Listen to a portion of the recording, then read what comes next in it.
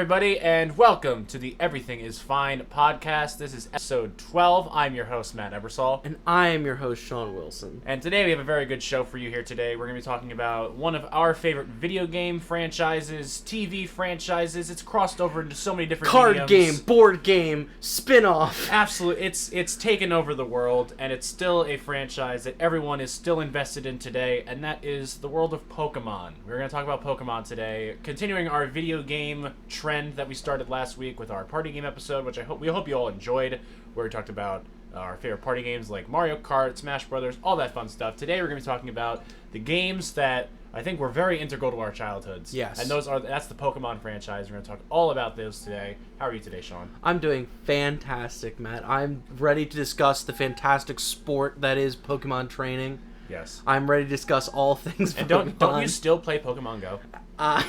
Don't at me like that. I'm not adding you. I'm just saying. Don't you still play that game? I do have it still installed on my phone. I do open it every once in a while when I go to a new place.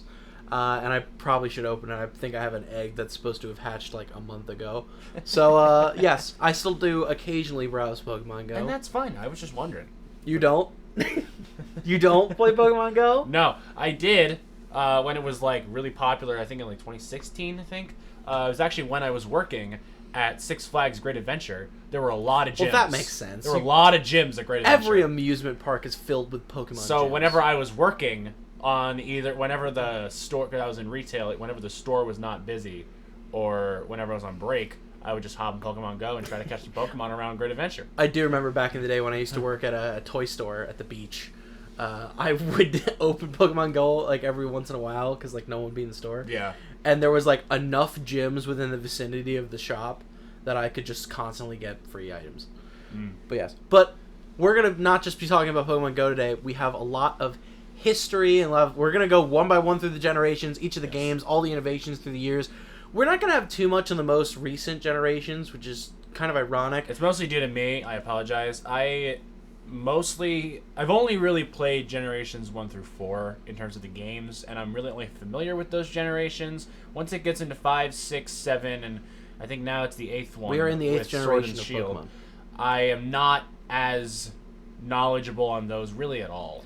Yeah. The only exposure that myself or my brother have ever had with these newer games is my brother just recently got a Switch, and I believe he played through Sword, and I guess he beat the game in the sense. Like, he built his team, beat all the gyms, made it to the end.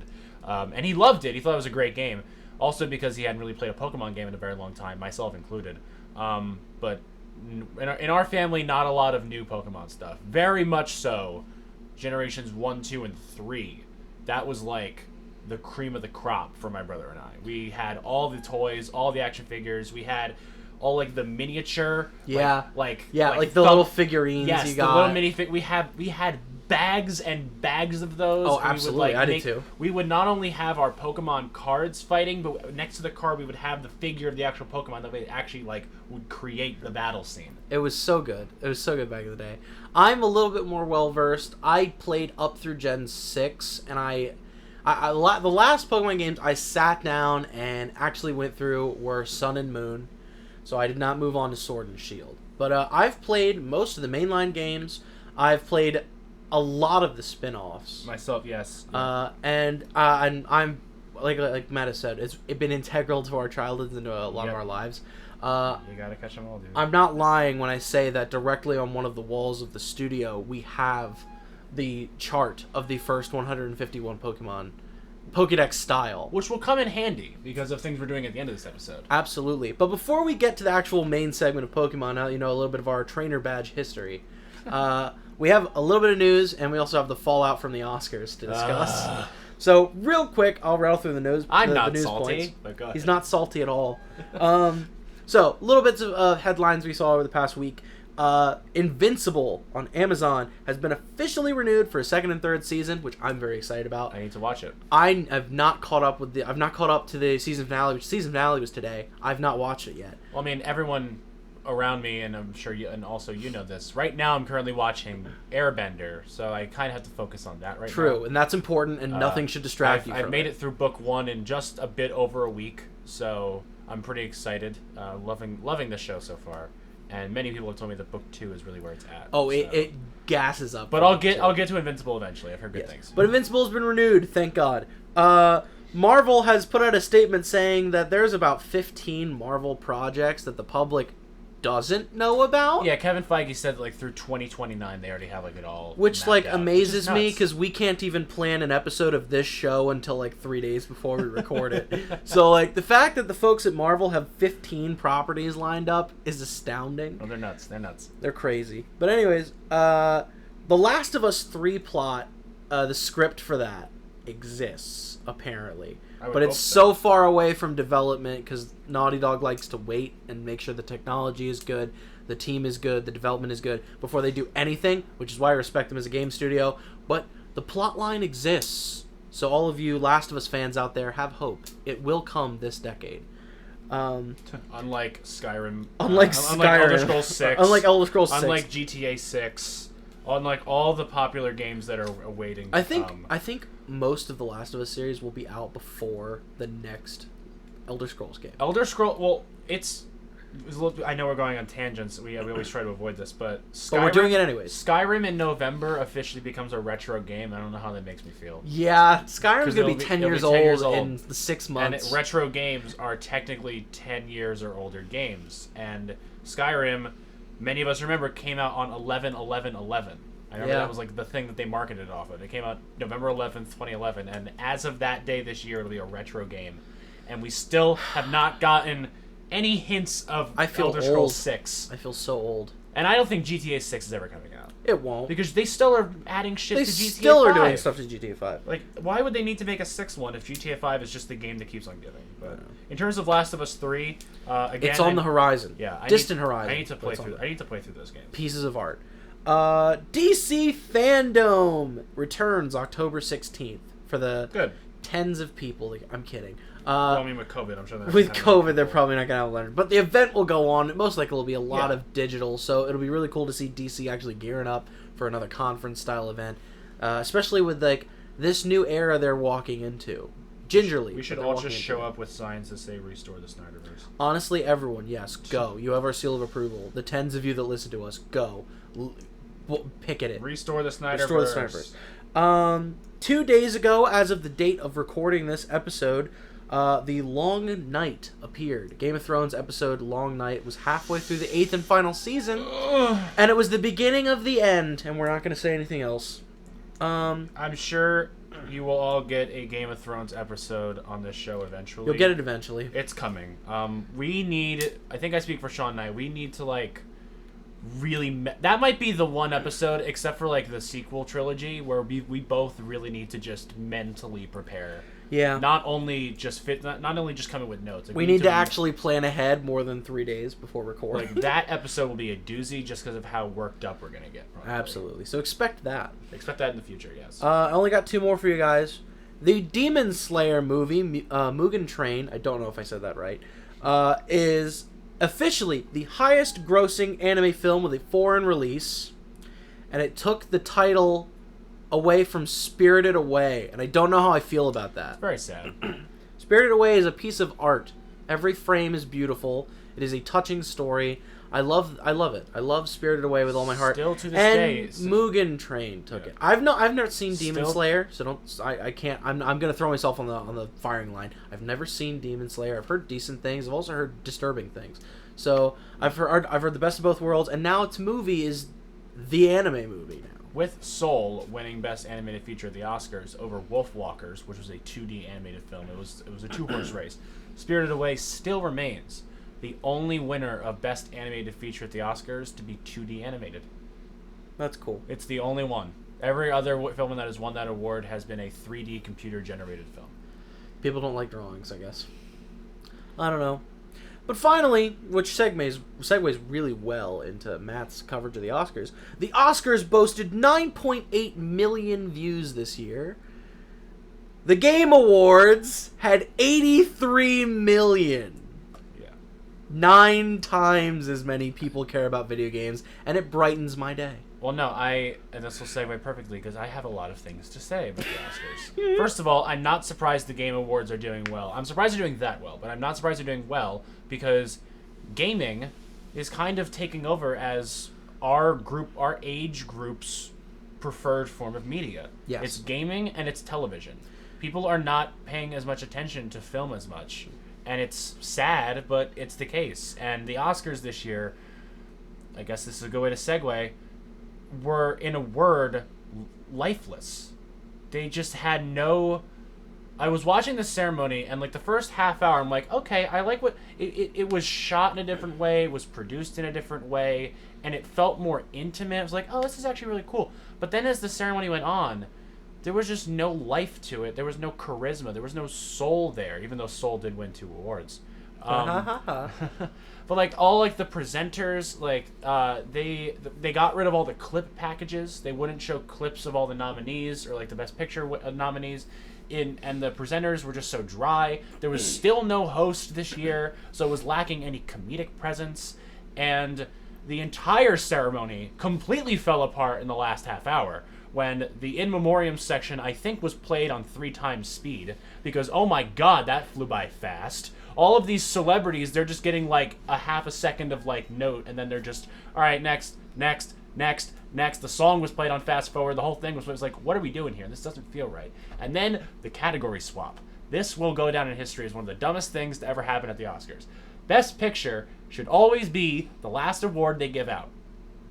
I don't care about the fact that the producers thought that Chadwick Boseman was going to win Best Actor, and it would have been a great moment. And believe me, it would have if he had won.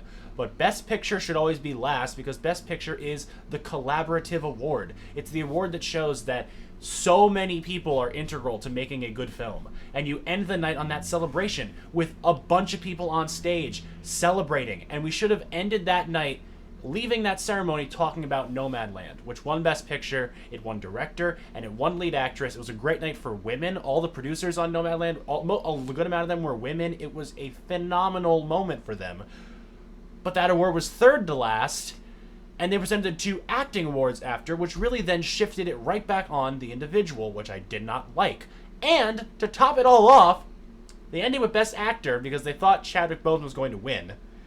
And he didn't. Hopkins! Anthony Hopkins won, and he wasn't even there. So literally, it was just like Joaquin Phoenix is like, okay, and the award goes to Anthony Hopkins. Anthony Hopkins is not here. The Academy accepts the award on his behalf. And the ceremony was over. It was over. It was just like, that's it? Like, are we joking? Now, again, I will say, Hopkins gave the better performance. I firmly believe that.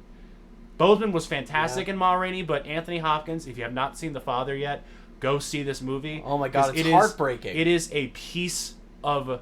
It is an acting masterclass. It's heartbreaking. I've not seen all of it yet, but I've seen bits and pieces. And I watched the whole thing, and at the end of the movie, I was just so overpowered with emotion, because that performance felt so real. It's how I would describe The Father, or at least the plot of The Father and how it's done, is like Memento, but with way more emotion. I wouldn't say the movie. It does the same thing as Memento in the sense that it makes you. It's non-linear storytelling. Well, no, it's linear. It's just it's told in a way that it makes you feel like you have dementia too. Yeah, that's what non-linear. Well, it's linear. It's like different. It's linear storytelling, but certain characters are portrayed as different actors or actresses. The setting sometimes changes, but like. It's linear. It's just some things are missing there.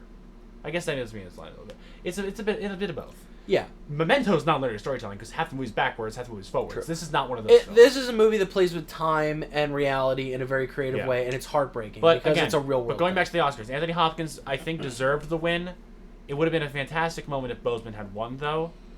But I don't understand why the Oscar producers were like, let's just put all our eggs into this one basket. And then it didn't even work out that way. And now they look even worse. I don't understand what they were thinking. And to top it all off, I did not get my guarantee. I missed it by 1. I guaranteed 17 out of 23. I got 16, and I'm really upset. And it was the Anthony Hopkins that Well, no, it wasn't the Anthony Hopkins. It was a lot of the... Because the original song went to a really weird one. Cinematography, I was not expecting to go to Mank. And I got the acting category wrong. I picked... Even on this podcast, I said, don't be surprised if Hopkins wins because he won the BAFTA. And I still went with Boseman, and I wish I had picked Hopkins because I was feeling it. I feel like it might happen, and it did, and I didn't pick it. But that's my elongated rant on the Oscars. It was a complete and utter shit show. I hope that these producers understand that they can't keep doing the same thing every year because clearly people are getting less and less interested. They need to do something to shake it up. I'm not sure what it is, but they need to do something because it's clearly not working. But yeah, that's my final award season segment of the year because award season is now over. And now we can get into Pokemon. It's time for the greatest animal taming sport of all time. Pokemon. When did you what was your first exposure to Pokemon, Matt? Going all the way back. Ooh, boy. Well, my brother definitely started playing them before I did. But the first games that I played were actually the remastered versions of the original ones, Fire Red and Leaf Green. I had those for, I believe it was the Game Boy, or it was DS or something like that. And I played those, and those were integral to my childhood. I think I personally played Leaf Green, because that was one with Venusaur on it. And that was probably my first exposure, along with all the action figures that we had and all the other spin-off games. I remember Pokemon Pinball was a big one as well. Those are probably my first exposure, I would say. I really, again, I thank my brother because he got really into Pokemon, and through him, then I also got into Pokemon. So that's probably what about you? I think my first ever exposure was I saw the Pokemon anime on Cartoon Network, and I was like, this is cool. I like this. And then I found out there were video games and books at the book fair in elementary school, and I was like, this is so much more than I thought. And then I found out there were a video game for it, and I love video games. Granted, my first exposure to it was probably as an infant because my grandfather had the original Pokemon Stadium on an N64. So whenever I was like a toddler over at my grandparents' house, I would either watch him play it or I would like just hold the controller while he pressed buttons for me. Mm-hmm. So Pokemon was basically deposited right into my brain from infancy.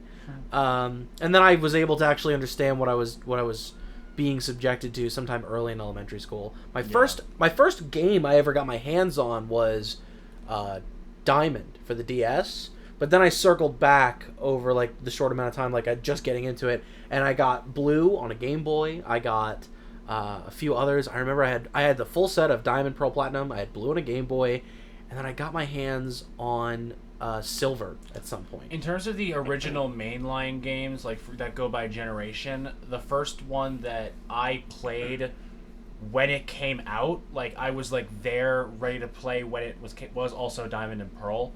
Because for like Ruby, Sapphire, Emerald, those were already like out for I think a year when I first started to play them. Because we also had, my brother and I also had, I think it was Sapphire was the one that we played a lot, and we had that as well. But that was already when Gen 3 was like really happening. Diamond and Pearl was the one where it was like the new game's coming out, I want the new game. Whereas Sapphire, Emerald, and Ruby was like, oh yeah, they're already out, let's get them. I remember as a birthday present one year, my parents pre-ordered Platinum for me.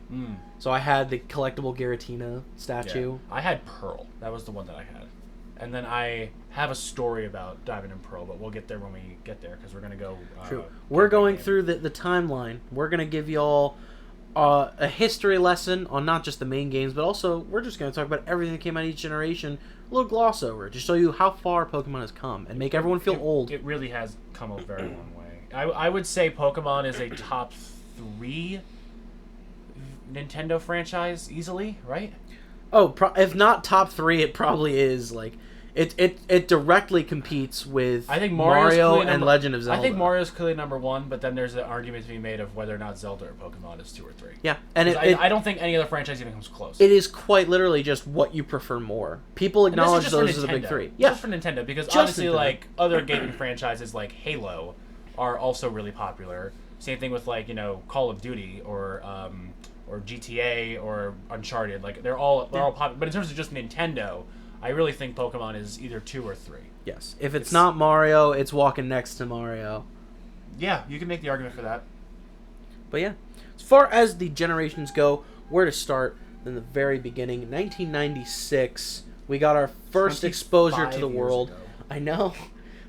We got our first exposure to Pokemon in Japan with the Pocket Monsters Red and Green games. However, us in the West got Pokemon Red and Blue for the international releases on the Game Boy Color.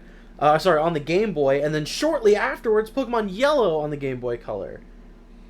And that was it. That was all we had. We had Red and Blue to give us our first taste of the Kanto region. And then after the show came out, we fell in love with the show. We got Pokemon Yellow, where you didn't get a starter. You got the Pikachu that Ash got when he slept in. The champion of sleeping in. Yeah. We actually, it's fun little story, because obviously we just talk about Indigo League at some point.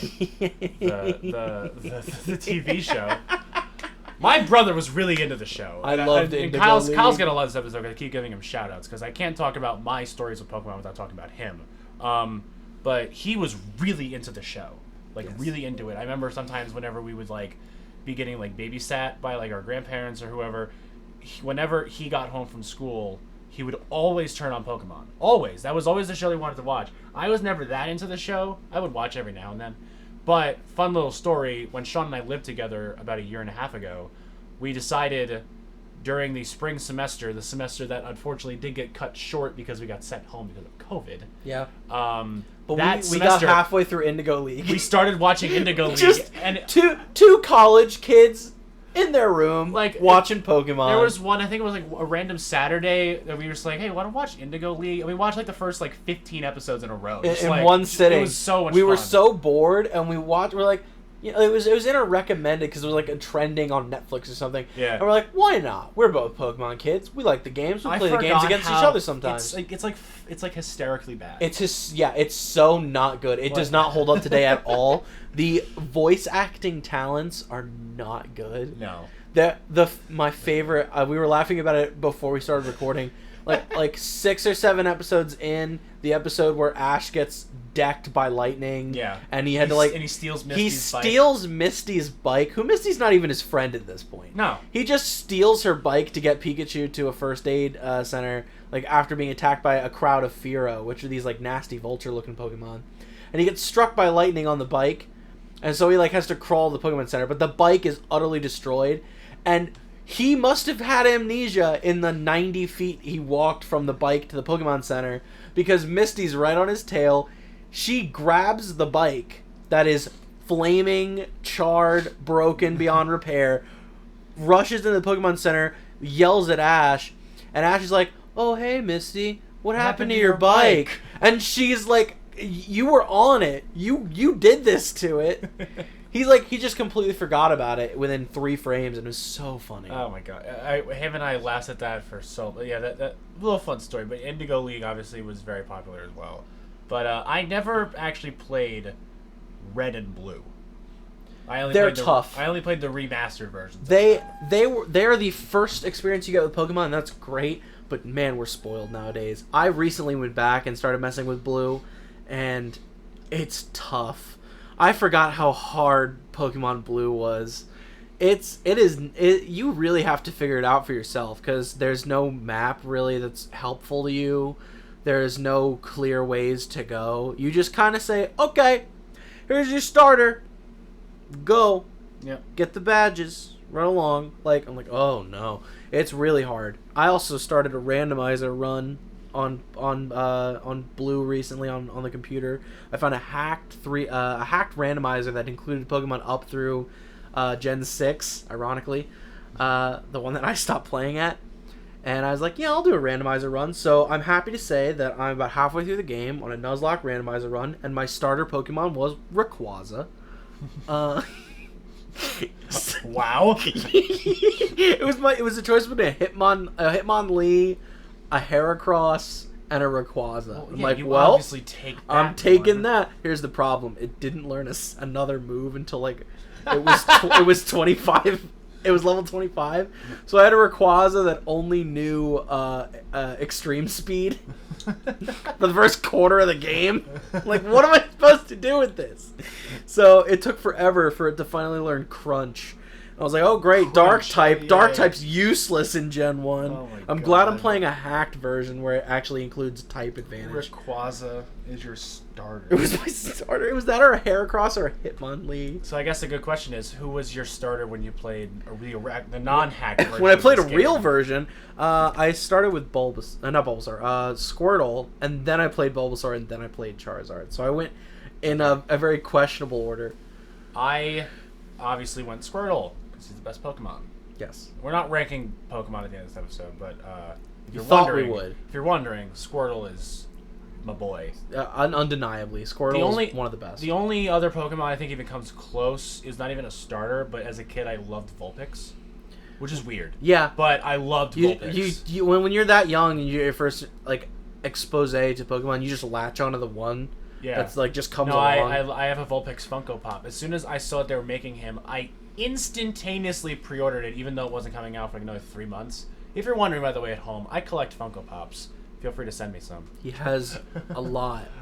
I just bought my 82nd. I actually just bought Appa from Last Airbender. So 82nd one. Yeah. Hey, I almost at 100. So. But Pokemon Generation 1 was fantastic for the Kanto region for its exposure to that. Also, alongside that, as far as spin-offs went from Blue, Red, and Yellow, we had the Pokemon Pinball game, that was a good one. The adaptation of the Pokemon Trading Card game, which, oh my god, fantastic. I collected Pokemon cards as a kid. I did too, but like I never was that good at like doing battles with cards. I learned the rules. Here's the thing. I never actually learned the rules. I collected the cards as a kid. Had no clue how the rules worked. Yeah. I learned how to play the actual game when I was like 15.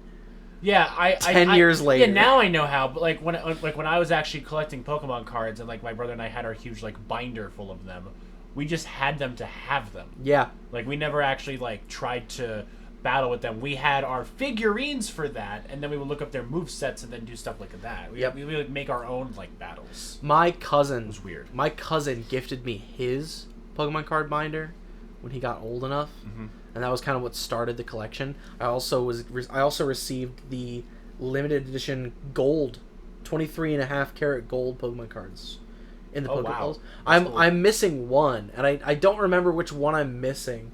But I know I had like 7 out of the 8, and they're back home somewhere. Very cool. So they were a proud achievement. But Pokemon Generation 1 also came with Tetris Attack Pokemon League, Pokemon Snap, Pokemon Stadium, and Pikachu's debut in the original Super Smash Bros. Yes, he was, and Jigglypuff was in that too. Yeah, and Jigglypuff. Yes. Everyone forgets about Jigglypuff. Well, yeah, everyone always forgets that she's been in every. Yeah, she's one of the 12. Yeah. But yeah, the first generation really did a lot. Well, yeah, it started everything. Everything, and we got gems like Stadium and Snap. Pokemon Stadium is a good one. That was for 64, right? That was N64. Yeah. Brilliant game. Yeah, really, really fun stuff. Also, just as tough as the mainline games, and even though it only focused on the battle aspect, those were some tough NPCs. Yeah. Now, in Generation 1, I think this is the generation that has the least amount of legendaries, or is that 2?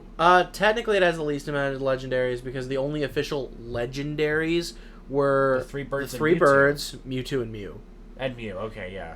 Togepi and Dragonite were Seidu legendaries because they were like, you got them at the end of the game and they were unique. Togepi's not Generation 1. Well, Togepi wasn't Generation 1, but Togepi was in the show. Oh, yeah. Towards the end of the Indigo League, so people treated that like it was like a Seidu legendary. Also, you see Ho-Oh on episode 1. He's from the second generation. Yeah. So like those were the Seidu legendary. Because Generation 2 is what, Ho-Oh, Lugia, Celebi. Yes. Is that right? It's Ho, Lugia's. Oh, and the dogs. Yes, Entei, Raikou, Suicune, and Raikou. Okay, got it. But so yeah, Generation 1 has the least amount of legendaries. Yeah. Second generation, but the legendaries, no pun intended, they're absolutely legendary. Yeah, they're deserving of their Mewtwo, titles. I think, is probably the most popular legendary Pokemon. Yes, you lost your mind when you saw it. Also, the movie for Mewtwo was well done. Yes, very much so. To have Indigo League precede it, and then they came out with Mewtwo. No, the Mewtwo. Yes, that was. There's a tonal shift. Yeah, and then Ash dies in that movie for like 5 minutes. Yeah, I know. Huh? And then whatchamacallit, the three birds. Even though a lot of people have now realized that maybe they're not the most powerful legendaries. They're iconic. They're iconic. They're nostalgia. The design of them are so cool. Even their names. It took me forever to realize that it's Arctic Uno, Zapdos, and Moltres. Uno, Dos, Tres. Spanish. I know. It took me forever to actually realize that. either I'm dumb or I maybe have just given all of you a revelation of like, whoa, like no way. It's like, oh my god. Yeah, they're 1, 2, and 3. Yeah. But no, those are really cool. I always loved the birds. Anyway, now going into Generation 2, which is the Johto region, I believe, right? Yes, you're correct. Because Kanto was 1. Yes. And then Johto. It was Johto. Generation 2 began in 1999. It was the release of Pokemon Gold and Silver for the Game Boy Color, followed by the enhanced Pokemon Crystal later in the few years. Yes. It introduced 100 new species of Pokemon for a total of 251. In addition, it dropped Dark and Steel type, 2 of the greatest types in the entire franchise. Did do that, yes. It introduced Pokemon breeding as well, and a new region, Johto. And the spin-off games included Pokemon Puzzle Challenge for the Game Boy Color, the Nintendo 64 Pet Simulator Hey You Pikachu, and Pokemon Stadium 2, as well as increasing Smash Bros. Melee Pokemon presence. Well, yeah, because they added Mewtwo to that. They added and Mewtwo also added for that. Pichu as Pichu, well. and they had assist trophies with Pokemon. Yeah, they had a lot of those other trophies. They had assist Pokemon. They had assist Pokemon in the original Smash Bros. But they increased the roster further with Gen 2 Pokemon for Melee. Yeah, but no, Generation 2 added some good ones. The starters in Generation 2, I think, are also really strong. Yes. You had Chikorita, which is a really good one. What did you just say? Chikorita's a good one. No. I thought Chikorita, in terms of the long-running grass type, maybe she's a little weak. That's probably the weakest grass type in the lineup. I like Chikorita. I think she's cute. I just think Meganium is not a good Pokemon. I don't think the... Okay, that's a good point. I don't think it's... Now, here's the thing. Base Pokemon Chikorita is a great Pokemon by itself. Early game, Chikorita is great. Okay. But the payoff of Chikorita to Bayleaf to Meganium is not worth your time. That's a good point. I will cede my point to that. You can catch a Shift Tree and it does thousands of times better. Well, I never took Chikorita anyway because Totodile's the one to go with. It's either Totodile or Cyndaquil, and it's honestly a coin toss between the two of them. Well, I'm just a water type junkie. Yeah. So obviously you go with Totodile. Also, Totodile's so freaking cool. I agree with you. Crocodile. I don't normally choose fire type starters, but Cyndaquil is one of the ones that makes me think about choosing a fire. No, type starter. Cyndaquil's good. I like again 2 games in a row where I think water and fire have the best. Because as much as Bulbasaur is great, I would argue that the 3 Gen 1 starters are the best starters that Pokemon's ever had. Yes, they give you the 3 different types of playstyle. You get defensive, slow, and hard hitting with Blastoise. You get fast, speed-based knockouts and type advantages with Charizard, because he can learn a plethora of different types of moves. And then for the strategic players, you have Venusaur, where Venusaur isn't really I can sweep with this Pokemon. It requires a setup turn. He requires status-type moves in his arsenal. So you throw Poison Powder, you throw Sleep Powder, you get Sunny Day, you get Solar Beam, and you increase its power. They peaked early. Yeah, they peaked early. Because those 3 are borderline perfect. They represent the 3 different styles of Pokemon. Yeah. Tactical, Brute Strength, and Advantage. Yeah. And that's why they're perfect. Yeah, but going back to Gen 2, Typhlosion is a really cool one if you level up Cyndaquil. And Typhlosion was the heavy hitter of the crew, though. Yeah. Because Typhlosion had barely any type advantages in its moveset. I remember playing through Silver and eventually Soul Silver playing with a Typhlosion. And I think that it learned in its final 100 levels, I only gave it 2 fire type moves, it knew a normal type move, and then maybe a rock type. That's not good. A starter should have at least 4 different types of moves in its arsenal. That's and not 2 of them good. And it didn't learn any extracurricular style moves. Whereas I remember Feraligatr could learn Dark, Ice, Water, Fighting, a whole plethora. And then Meganium kind of was just Diet Venusaur. Feraligatr, the Big Jaw Pokemon is what he's called.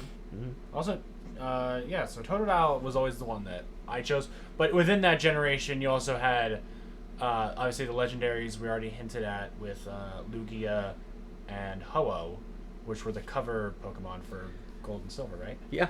Yeah, Gen 2 had some really good. It also added more evolutions, right? Wasn't that Espeon and Umbreon? Yes, it was Espeon and Umbreon because Dark type was introduced, and Yeah. they were evolved by evolving it at night or day with certain friendship ratings. Yeah, I'm pretty which sure. also introduced the friendship scale. You actually wanted your Pokemon to like you. Yeah. It was important to the game. So it did so much for changing the way we played Pokemon. With the new type trees, making Steel type. Steel type was great because it retroactively boosted one of my favorite Pokemon from Gen 1, Magneton. And with Steel and Electricity under their belt, they became a force to be reckoned with in that game.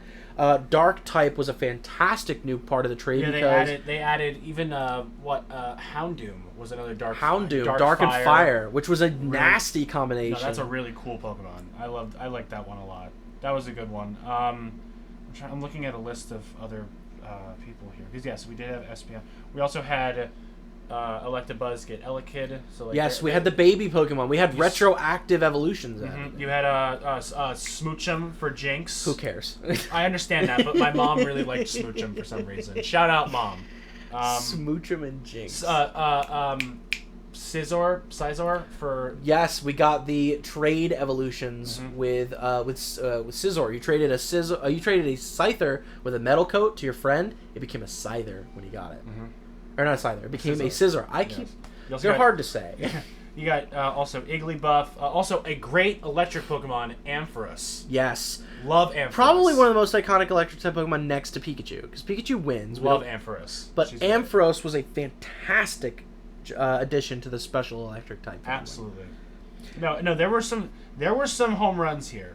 I was a big fan of Wobbuffet, obviously another classic. It definitely, and also another great Pokemon that was kind of like Tyranitar. Yes, Tyranitar was good. Just not even like also not a starter and a legendary, just a great three. What was it? Larvitar, Pupitar, Larvitar, Tyranitar. I will also never forget. Speaking of Tyranitar, one of the scariest moments in Pokemon for me as a kid was watching the movie that came out with that season of the show, and they had the Dark Ball, where if you caught a Pokemon with it, it got like a darker version of itself, and it was more aggressive, more evil. And Dark Tyranitar was a nightmare as a kid. Yeah. But that was really fantastic. Gen 2 just kind of cleaned up the game and made it a bit smoother. Yeah. It introduced a bit more levels of tactical strategy. It focused more on the in-game mechanics of Pokemon themselves. It was just a lot of fun, and it was a right step in the right direction. Gen 2, in terms of what it added, it really is...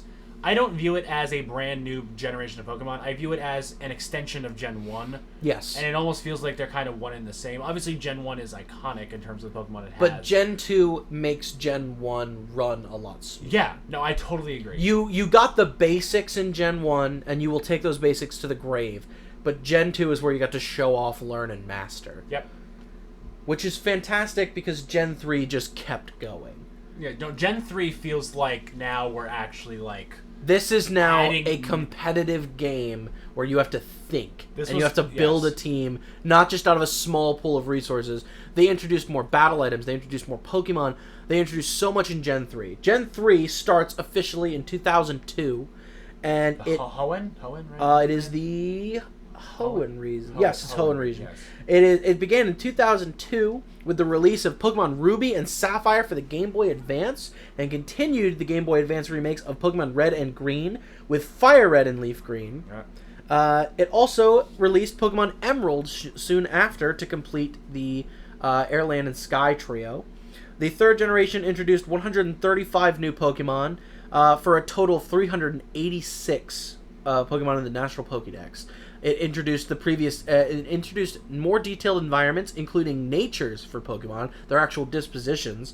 It affected new Pokemon stats. It introduced the double battling system, the contest battling system, and was the new region of Hoenn. It also allowed the select the protagonist's gender and secret bases. It also included several additional bits of the game. The HM and TM system was expanded upon to include new additions to the movesets, and it made the game's interface probably one of the smoothest in any of the generations. Mm-hmm. Spin-offs also were a gem in this one. We got another Pokemon Pinball, but most importantly, we got the first Mystery Dungeon games with Blue Rescue Team and Red Rescue Team for the Game Boy Advance and Nintendo DS. We also got Pokemon Dash, Pokemon Trozzy, and the Pokemon Ranger game. We also got Pokemon XD Gale of Darkness and Pokemon Coliseum. So it was just a win across the board. Now see, the dungeon ones, I didn't play as much. They were fantastic. Yes, but the two that I played a lot for GameCube were those last two you just said, Coliseum and Gale of Darkness. Gale of Darkness might be my favorite Pokemon game. It's like up there with like some of the actual like mainline ones, not even just spin-offs. Gale of Darkness is so much fun to play, dude. Oh my god, I love that game. They're brilliant. Love that game. And it still pains me that you can't turn Shadow Lugia. You can't purify Shadow Lugia at the end of that game. What's the point? It's final boss. Well, I understand that, but like I would always try, like, because the whole point of that game is you catch Shadow Pokemon, you have to purify them, and you have to make them regular again because, like, you know, stuff's going on. And it was just such a fun game, and I used to play that through all the time. My brother, we built different teams and everything. And the final boss is Shadow Lugia, and once you catch him, I thought, like, oh, I can purify him too. No, he just stays Shadow. That's fine, though. But that game is a lot of... And Coliseum is also just a really fun, like, arena-based battle game and everything. And again, the dual battle technique thing, where you could have two Pokemon out at once. Insanely cool. It introduced the actual competitive aspect of Pokemon to a whole new scale. We didn't exactly have the BattleNet yet, but people started to master Pokemon technique. They started to plan around a battlefield. It was no longer a move of rock, paper, scissors. What Pokemon is going to beat what in a match? You had the few times where you battled double battles. It also included a gym with double battles. The Psychic type gym was a double type battle. Mm-hmm. And it forced you to plan for synchronicity. It forced you to plan moves that would affect the entire battlefield. What Pokemon can do what? Can the Pokemon cover each other? Pokemon with moves like Heal Bell and Synchronize, they became fantastic examples of things to have on your team.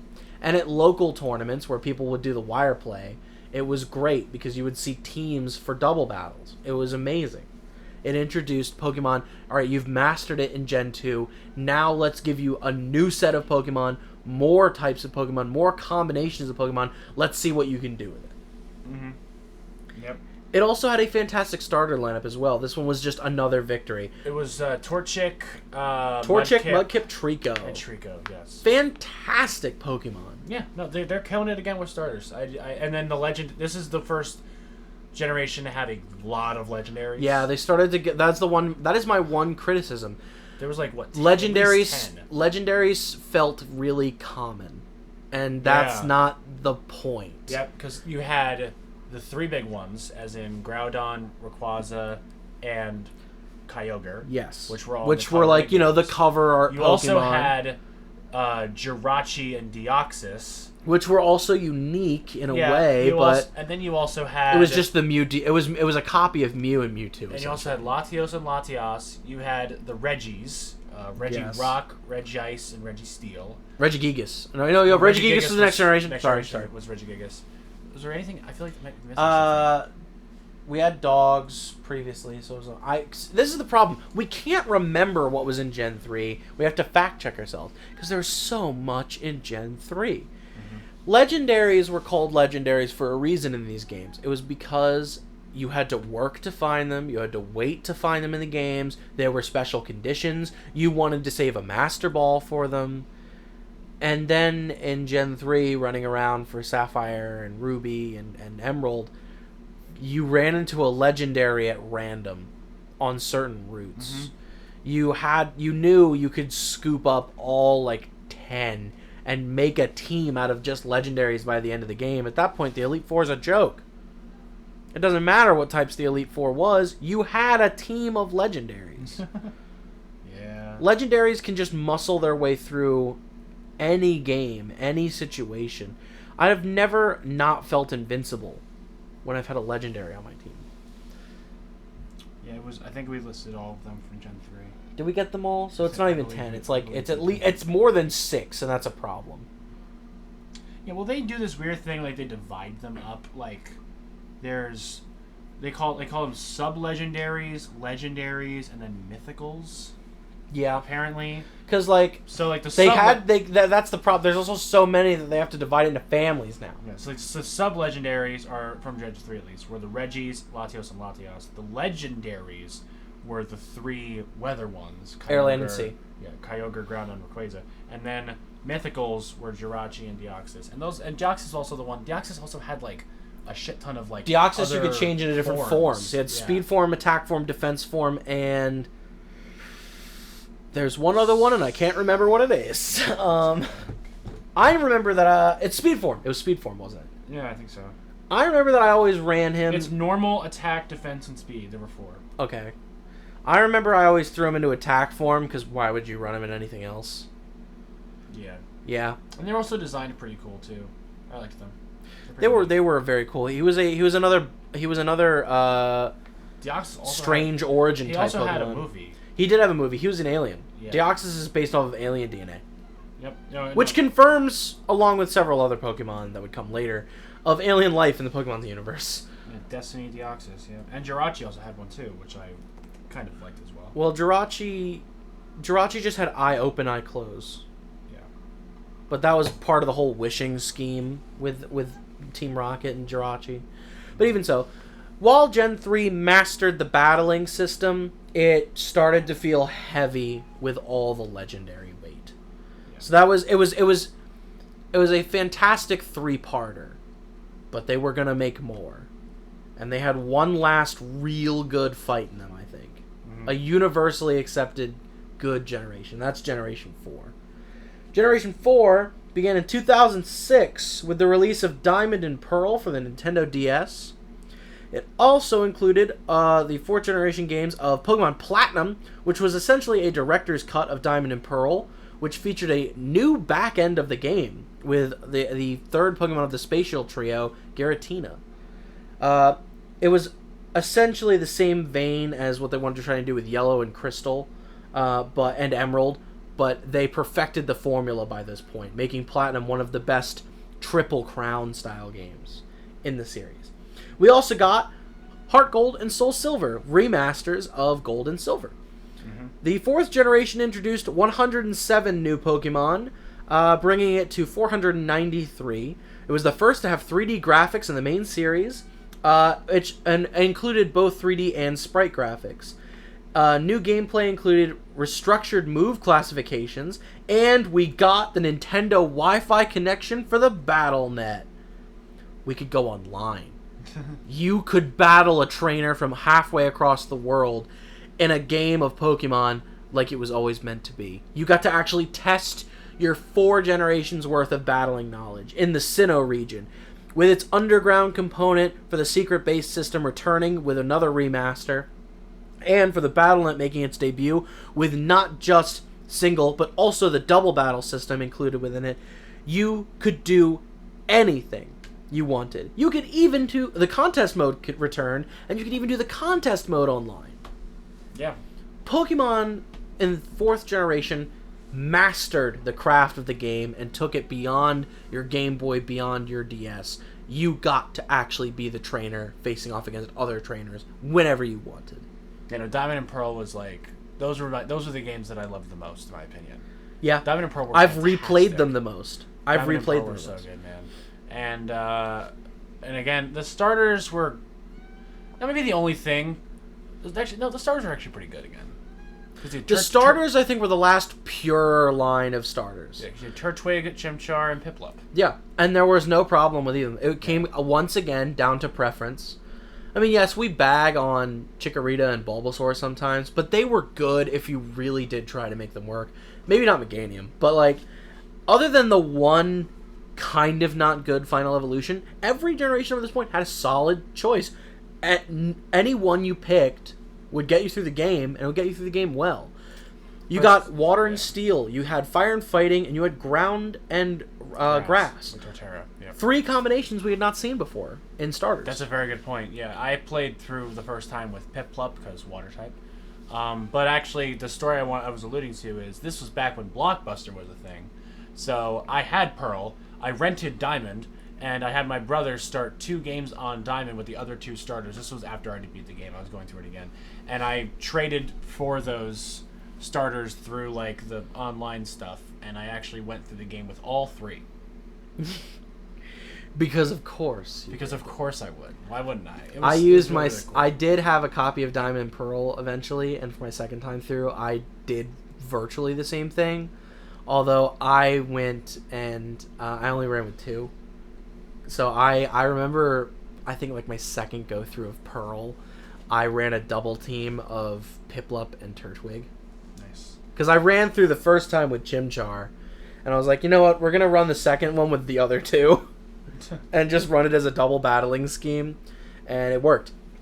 Those games, though, probably the most heavily replayed. It had some of the best, in my opinion, like additions to the actual Pokemon. One of my favorite Pokemon of all time is Magnezone, the final evolution of Magnemite. And we got that in that generation. A lot of the first generation Pokemon got, like all the baby generation Pokemon got adult form generations. Yes, because Electabuzz got his... Electabuzz got Electivire. Magmar got Magmortar. Yep. We also got Rhydon getting Rhyperior, which is one of the strongest Pokemon ever created. After such a powerhouse that it originally was. Porygon, we got Porygon Z.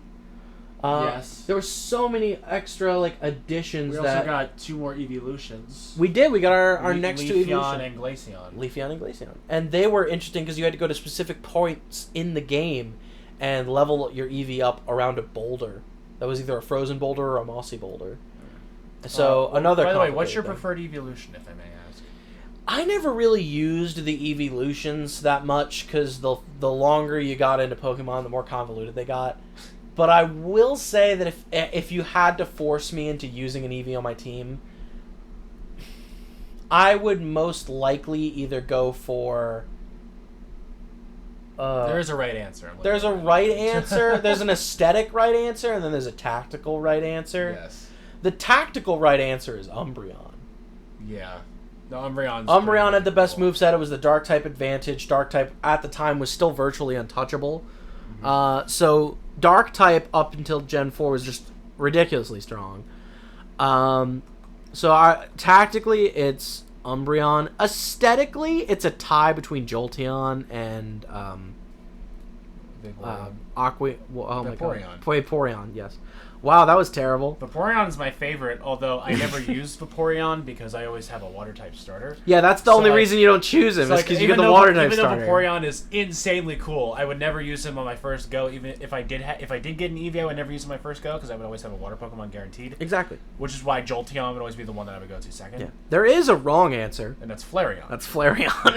It's insane how good Jolteon and Vaporeon are. I actually have both of their Funko Pops. I have Jolteon and Vaporeon. Yeah. And I do not have Flareon, and I have no urge to get them. Flareon was the runt of the litter. Yeah. It's... And then even adding it on, once you had the 7? No. Yeah, it was 7 by Gen 4. Because you had the original 3, you had Vaporeon, Espeon, yes. And then you had Flareon, Glaceon, Leafeon. Now there's just so many of them. Yeah, they added a fairy type one in later generations, but we're not there yet. We don't know what fairy type is yet. No, there's a lot, because actually they only have added one more besides the 7 that we just alluded to, and so that is 8 Sylveon, which that's the fairy one. Generation 6. It's a fairy type, but other than that, there were 3 in Gen 1, and then 2 and 2, which we already talked about, and then these 2 and 4. Yep. So nothing else yet. We have not gotten a... What's a type that hasn't even got... We haven't gotten a ghost-type Eevee yet. We're not going to. We're not going to. I'd be shocked. The only way they're going to add another Evolution is if they add another type again. Yeah. Similar to how they did with Fairy. And I hope they don't, because Fairy... Well, we're not there. We'll talk about Fairy when we get there. That's so far ahead. But in an effort to get closer to Fairy, Gen 4 was fantastic. Its spin-offs were actually also amazing as well, looking at the list. With its spin-off editions... There were some flops, but there were also some fantastic additions. The Pokemon Battle Revolution for Wii, which had Wi-Fi connectivity where you could put your Diamond and Pearl teams into Battle Revolution, just the same as Stadium with the Game Boy way back in the day. There was Pokemon Ranger, Shadows of Almia, and Guardian Signs, which were both fantastic. I played through Shadows of Almia probably 6 times. It was tough, too. We also got the next Mystery Dungeon games, Explorers of Time and Explorers of Darkness, and the sister game, Explorers of Sky. So that was also... And the storyline for that one was also fantastic. That was a very End of Days style storyline. Because you ended up fighting Darkrai, you ended up fighting these legendary Pokemon. It was so good. The guild system was improved greatly. We also got the co-starring role of Pokemon Trainer in Smash Bros. Brawl. And Lucario. Yes. For Brawl as well. Lucario's badass. Lucario has remained a fantastic pick for Smash Bros. For anyone. in those games. But Pokemon Trainer and Lucario made their debuts, and that was really cool. Plus, they also added assist trophies and things like that. But Gen 4, solid. It was the I think last pure generation, but it was also the first of the global generations. Pokemon was now a competitive sport. You had every resource imaginable to take it to a battling scene, and battle it did. And then 5 came along. The beginning, which I didn't play. 5 was the beginning of the end, but I think I still thoroughly enjoyed 5. 5 started in 2010, and it began with Black and White. Black and White were ambitious. They had animated sprites on the screen. They had a fantastic engine to run on. The 3D/2D graphic combination was back, but it was revamped. The Univille region was also a lot of fun, albeit awkwardly shaped. It was a big ring. Yeah. So you couldn't really, you weren't forced to double back like you were in old games, which some people saw as a blessing. Others kind of saw it as annoying because you were forced to clock yourself, in a way. But it also featured the C gear, which allowed you to just switch from playing the main game to online whenever you wanted, essentially. It also added the 2 new battle modes of triple battles and rotation battles, which were okay. Double battle was good, but triple battle just became huge. It pretty much was just Pokemon chess at that point, because the 2 furthest Pokemon away from each other couldn't impact each other. So if you had a Pokemon that knew Earthquake or Surf, you had to put them in the center to affect everyone. Yeah. Or in the center if it was your healing Pokemon. So the center spot became your most vulnerable, as well as your most powerful. The rotation was you had 3 Pokemon out, but only 1 could fight at a time. So they sat on platforms that spun, and you just rotated it whenever you wanted to have a Pokemon attack. So it was just a lot of, I'm going to switch my Pokemon constantly, and you can't do anything. They were good, but meh. We had the Pokemon Musical replace the Pokemon Contest. Yeah. But on the contrary, the one great thing that came out of this system was we had the Technical Machines system go from 1 use to infinite use. Everything was now an HM, essentially. So it was fantastic. It was a wonderful, wonderful thing to have replaced the old system. Because I remember the absolute financial crisis that was constantly buying TMs. You bought it once, you used it forever. The generation introduced 156 new Pokemon, and it was the most added in any generation up to that point. It essentially doubled the first generation. It would introduce some aspects of Pokemon that had evolutionary relatives of older gens. 5th generation selection was all original. It also attempted to make the primary versions feel like brand new games. Other main series games were Black 2 and White 2, which added on a whole layer of sequel. They were direct sequels. They took place several years afterwards with a new trainer, but you saw returning characters. They felt like one great big story, and they added depth. The spin-off generations included Rumble Blast, Mystery Dungeon Gates to Infinity, Pokepark 2, Pokemon Rumble U for the Wii U, Learn with Pokemon, Pokedex 3D, and Smash Bros. Appearances for Pokemon in Nintendo 3DS and Wii U versions for just assist trophies. Gotcha, okay. Unova was fun. It was ambitious. It had a great system for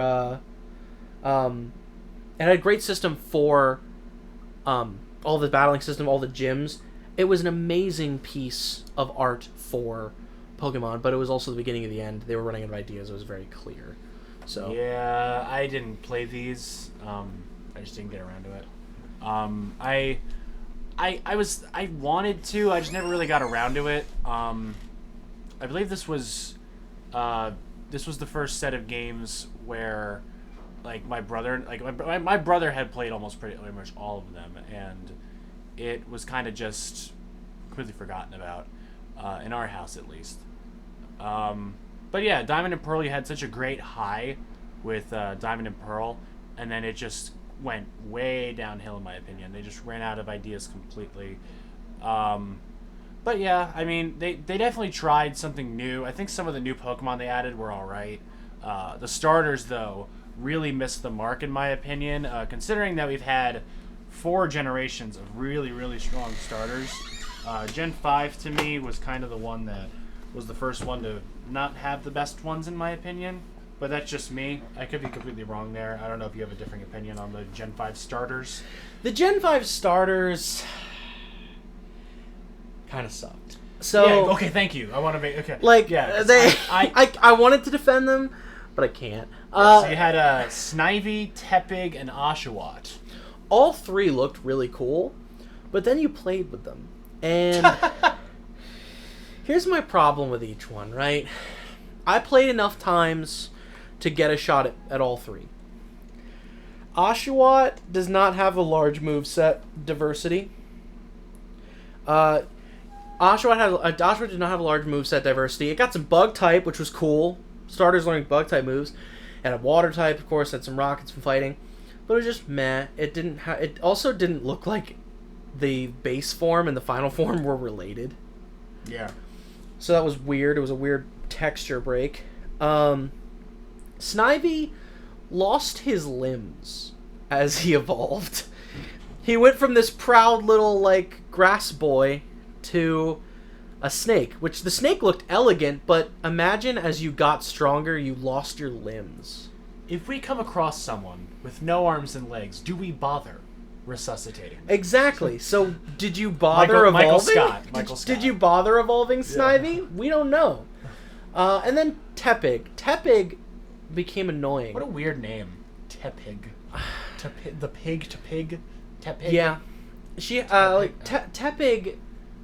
Tepig got annoying because we had another fighting fire, which was nice. It was a good type advantage with Monfernape, but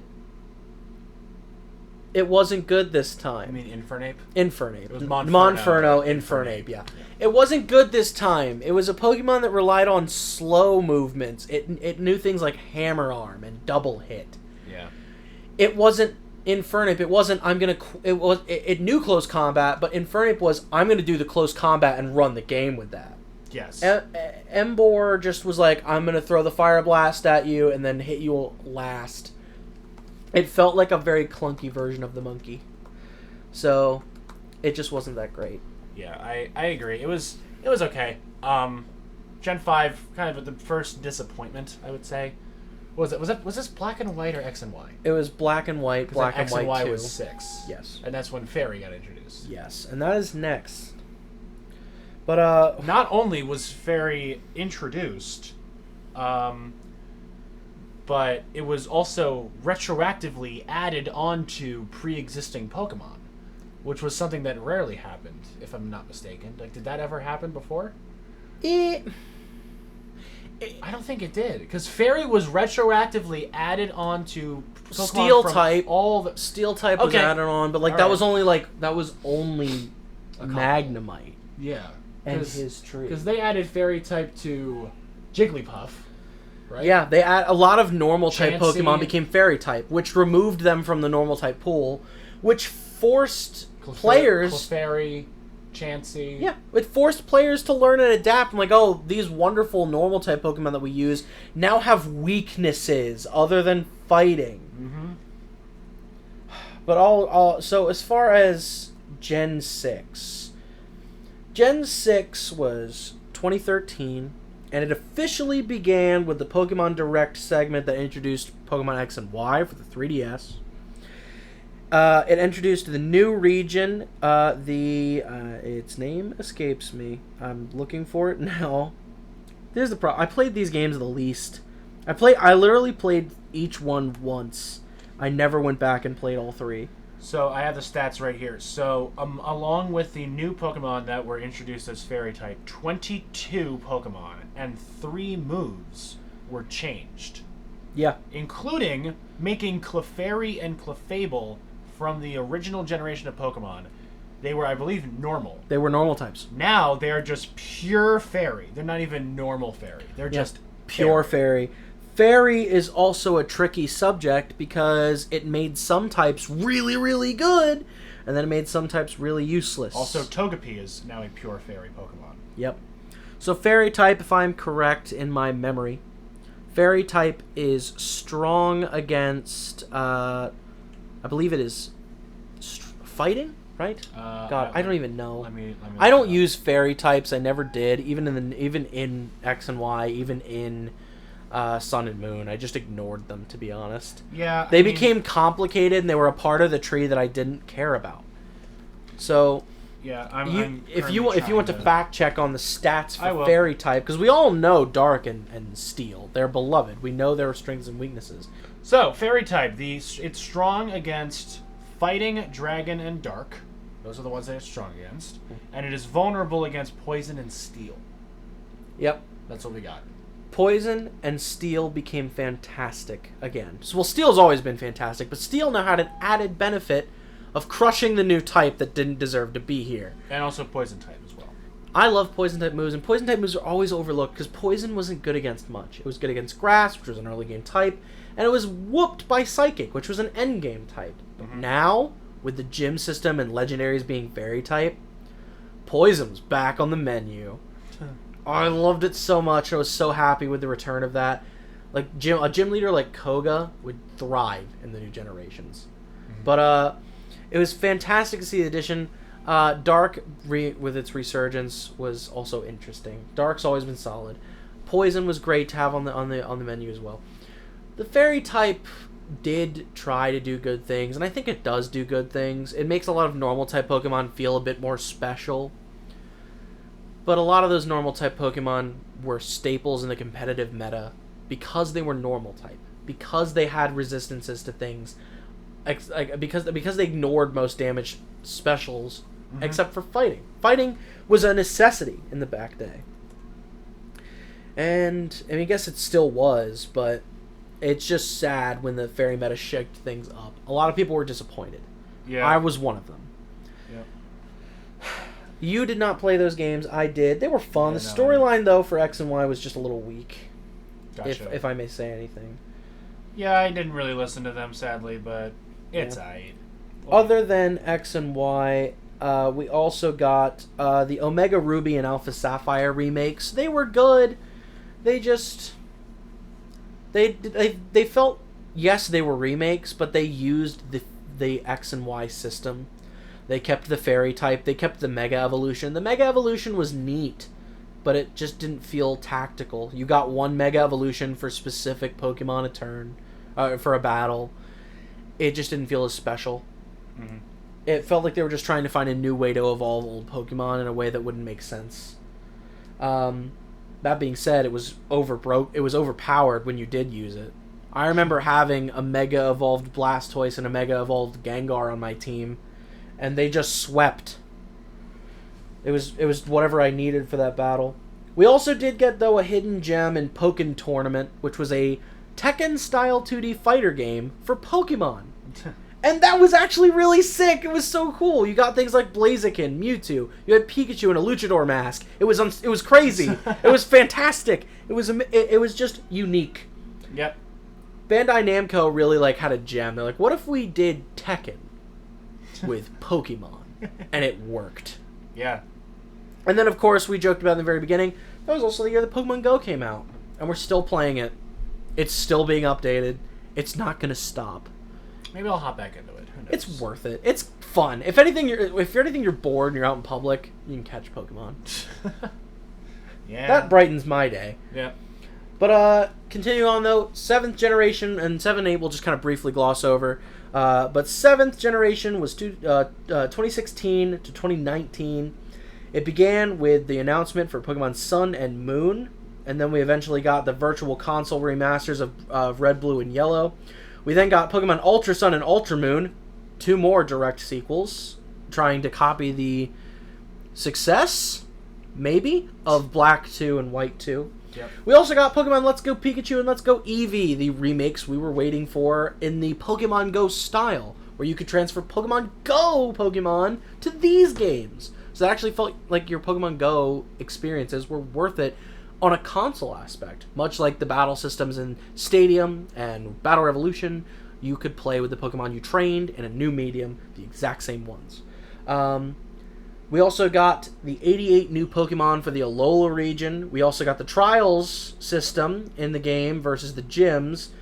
We also had Z moves, which were just evolved moves. Your moves could evolve now once a battle. If your specific Pokemon hold a specific gem and you really wanted to make Tackle feel useful. We got the Pokepelago and the Festival Plaza, more online capabilities of social hubs for Pokemon trainers all over the world. And we got the movies that came out with them, technically, adding to the canon. We also did, I will say this though, the biggest victory that came out of this was Ash finally winning a Pokemon region. Yes. Ash Ketchum is the Alolan champion. Good. I'm happy for Of all regions, for Ash Ketchum to win the belt, it was Alola. Yeah. The strangest region we had. We had Alolan form Pokemon come out. We had old Pokemon that had new reskins and new types. It felt weird. No, I as soon as I heard he won, I was very excited, but like, Alola? Like, what are we doing here, people? Like, you got the weird one. Yeah. Like, yeah, Alola's probably the most beautiful region because it's like Hawaiian themed. Mm-hmm. But it's weird. They made Exeggutor into a palm tree, but then they made him a dragon type too. I also love how he's still 10 years old. Yep. He's still 10. Yeah. He's still 10 years old. But I'm happy for him, though. He deserved to win one Every season, you bit your nails waiting for him to win. He got, like, whooped in some dumb way in the final battle. Uh-huh. But he won. He did it. He actually, like, kicked ass. It got a belt finally. So that was neat. And then the 8th generation is still going on. It technically began in 2018 with the the announcements for the year. But with the announcement of Let's Go Pikachu and Let's Go Eevee from the previous generation, we eventually got the rumors of a new game, and that was Pokemon Sword and Shield for the Nintendo Switch. Came out on November 15th, 2019, making that the official starting date. The 8th generation takes place in the Galar region, introduced 81 new Pokemon, Galarian forms, another regional variant, because we need old Pokemon to have skins now. The Champion Cup versus the Gym System. The Dynamax and Gigantamax forms. Your extra evolutionary forms. Mm-hmm. And Raid Battles and Pokemon Camp, which were social and unique ways to battle in kind of like a boss format. Mm-hmm. As if Pokemon needed boss battles. That's what the Elite Four was. But now the Elite Four has got a boss battle. So the expansion packs were also released in 2020, the Isle of Armor and the Crown Tundra. And we have on the way, as of February, the announcements for Brilliant Diamond and Shining Pearl, as well as the Legends Arceus game, a prequel to those as well. That'll be neat to see them remastered. Yeah. But that's it. I really have nothing to say on Gen 8. We didn't play those games at all. Yeah, I didn't play it. My brother has played Sword, so if... I will say this, though. The designs for the starters for Sword and Shield kind of disappointed me. Just looking at them disappointed me. Yeah. One of them was a monkey, which was cool, but we've already had a monkey. the bunny looked weird. It gave me Fennekin vibes, and Fennekin is probably the worst starter in existence. Like, it makes Meganium look good. Just saying something. Just hate Meganium. I don't like Meganium. Jeez. But Fennekin's worse. Okay. I don't like Meganium, but Fennekin makes me think about choosing Meganium next time I play Soul Silver. If you're wondering, their name is Grookey. Grookey actually looked cool. Bunny, Scorbunny looked weird. Scorbunny didn't look like a Pokemon. It looked too NPC. You know what I mean? It looked like a character in like a different universe. Yeah, I'm looking at a picture of it. It doesn't look like a Pokemon. Sobble did look cool, but Sobble's evolved forms creeped me out. Yeah. What are you gonna? Yeah, there's their evolved form. Sobble just. That's not it. That's palette swap. You just found a type swapped version. What? We found art for type swapped versions of the starters. I don't like that. Put it away. Put the art away. I'm finding so many weird things. Please get off of Google Images. There we go. Yeah, what happened to them? I have no idea. But yeah, Gen 8 kind of fell off the map a little bit in terms of the character design. Although I've heard the games are pretty good. So. I heard they're great, yeah, but just they don't look amusing. Yeah. Maybe right. I'm just old-fashioned. But now our history lesson is completed. We have two things we want to do before we call this an episode, and that is which one do you want to do first? Well, let's do trainers first. The gym leader ones? No. We got to get through the gyms first to become a gym leader, Matt. Fair enough. Okay, you get the job after. So the first thing we're going to do is we're going to build our idealized team of 6 Pokemon in the first generation of Pokemon. Yes. We didn't want to sift through 726. Because who wants to do that? I would literally have taken all of our planning time. So we said, how about we don't do that? How about we stick with the one we know off the top of our heads? Mm-hmm. And that's Gen 1. And that's Gen 1. The simplest generation. We're also using Gen 1 stats. Like, you loaded up Pokemon Blue, and you're starting on Blue on the Game Boy. No hacked versions, no randomizers. You're playing Blue right now. What is the team you're going for? And this is a team that we built. All we said, the only rule we said was, build the perfect team. Yep. I don't know how you chose to interpret that. I know how I chose to interpret that. Okay. Well, I guess we'll see how it goes. So, yeah. Do you want me to start, I guess? Yeah, go ahead. So, we'll obviously have to pick a starter. Clearly. Yes. And who else do you pick? You go with Squirtle and get a Blastoise. Blastoise, by far, is, like, in my opinion, the most, like, just brute powerful of the starter. I would think, personally. Yes, he hit the hardest. There are some disadvantages with, obviously Charizard has multiple types, and there's other stuff there, and Venusaur has his own strengths and everything. But I think Blastoise is the way to go. Plus, I'm just a sucker for Squirtle. So, yes, this is a personal pick. But Squirtle's awesome. However, I do want a Fire-type Pokemon. I don't think Grass is necessary. But I think you need a Fire-type. Okay. And that's why I went with one of my favorite Pokemon of all time, Arcanine. I think Arcanine is a phenomenal Pokemon, and I would go for that. I was between him and Ninetales, but I think Arcanine is better. I think his speed stats are better, just based going off the top of my head. Arcanine is really cool, and also Growlithe is a really competent Pokemon before you even level him up to get to an Arcanine.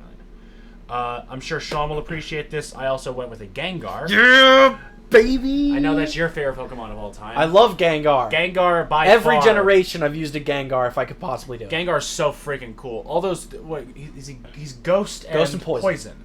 So, And he had Levitate, yes, meaning that he was immune to ground types. 2 types that you don't see a lot combined into one really powerful Pokemon that also has a really cool evolution track as well. It's not like you have to it's not like Gyarados, where in order to get him you have to get through Magikarp first, and it's more and it's awful. Gengar, at 20 levels of Gengar, splash. at least you have Ghastly and Haunter. And Haunter can hold his own by himself. Exactly. You don't even have to evolve with the Gengar, but the stat boosts. Yes. Oh my god, yes. the stat boosts. It's crazy. And then, so Gengar is my 3rd selection.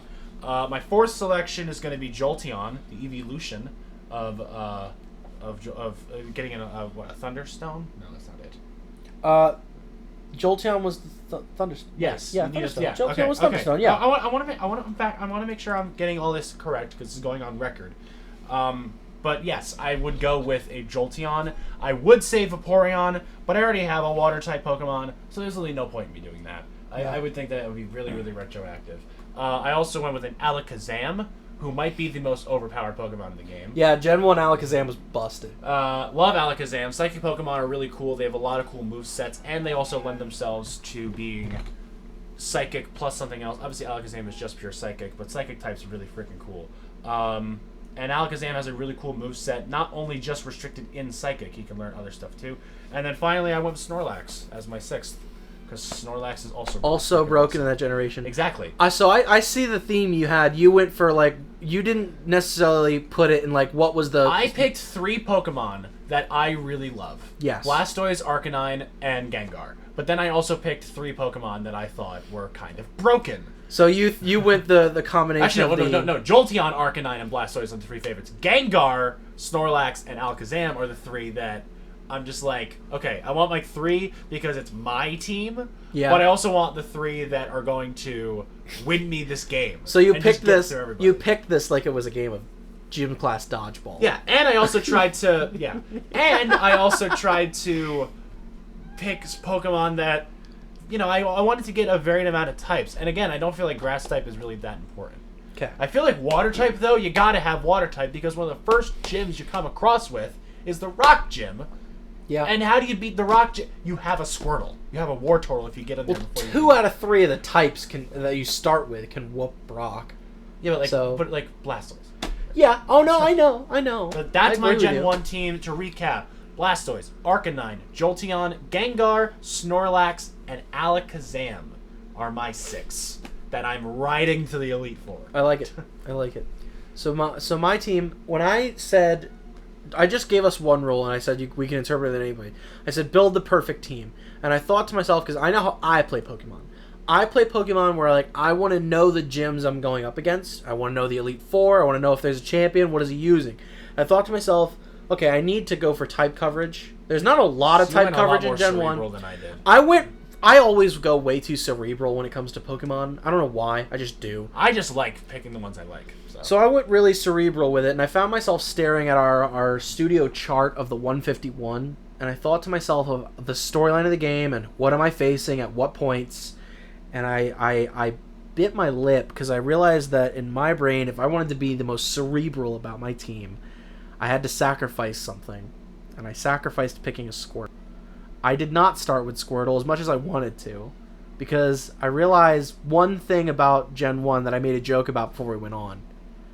There's way too many water types in this generation, man. Like, I think out of 151, there's like 26, like maybe more, 30 tops of water type Pokemon.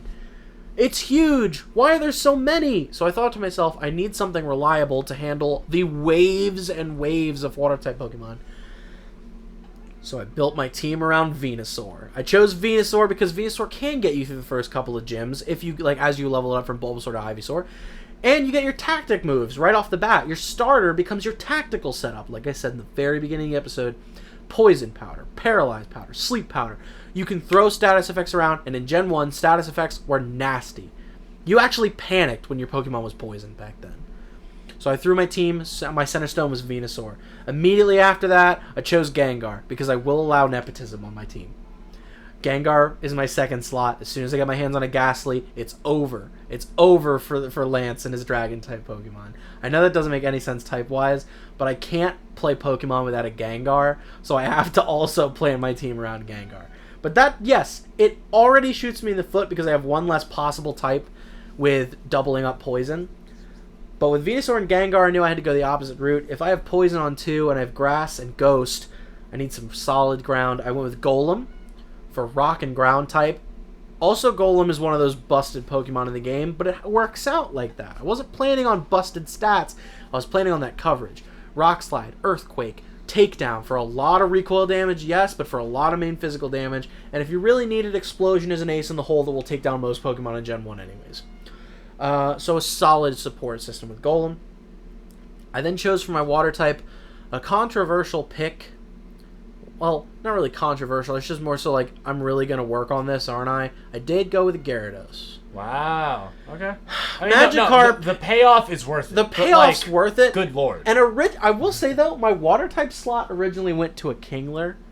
Because I thought like that would be a unique kind of thing because they're fast in that generation. I thought you were going to go Tentacruel because of the poison. See, I thought about Tentacruel, but I just couldn't do it. Because Gyarados is a good pick. It's just like, good lord. I love Tentacruel, but Tentacruel is a Pokemon in Generation 1 that was always weak. Because by the end of the game, you're dealing with Psychic-type Pokemon. You're dealing with Pokemon that can just beat the Poison type. And a lot of Pokemon in the back end of the game are really weak in defensive style. So I need something that can hit hard, and Tentacruel can't do that.